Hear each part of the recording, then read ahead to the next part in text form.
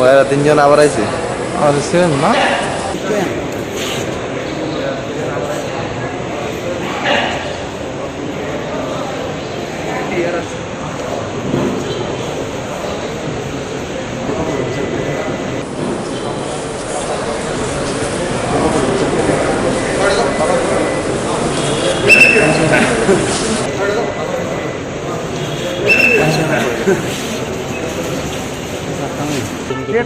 গতবার ছিল আমাদের সাথে, এবারও আছে স্যার। ঠিক আছে।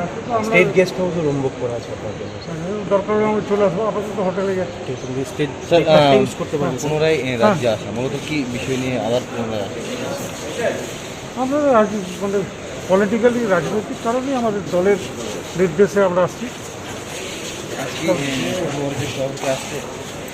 হ্যাঁ, সাধারণ সম্পাদক, সর্বভারতীয় সাধারণ সম্পাদক আছে। দেখুন, আমাদের সর্বভারতীয় সাধারণ সম্পাদক অভিষেক বন্দ্যোপাধ্যায় আজকে আসছেন মা ত্রিপুরেশ্বরীর কাছে ত্রিপুরার মানুষের জন্যে, সবার জন্যে উনি পুজো দেবেন। পুজো দিয়ে আমাদের তারপর একটা প্রেস কনফারেন্স আছে এবং হয়তো তারপর কিছু জয়েনিংও আমাদের আছে।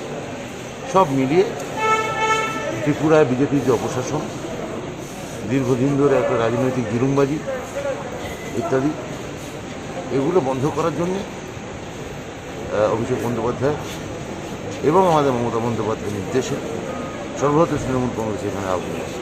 এখানে আমরা সংগঠন করব এবং আমাদের পাখির চোখ 23-এর নির্বাচন। এই সর্বভারতীয় যারা যিনি আসছেন ওনার হাত ধরে কে কে আজ আসতে চলছে, কোন কোন সেগুলো আমরা ক্রমশ আমরা প্রকাশ্যে বলবো পরে।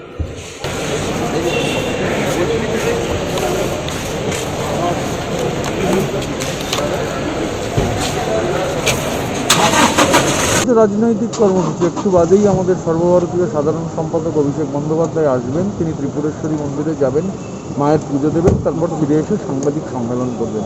আর তার মধ্যে আমাদের যোগদান কর্মসূচিও রয়েছে।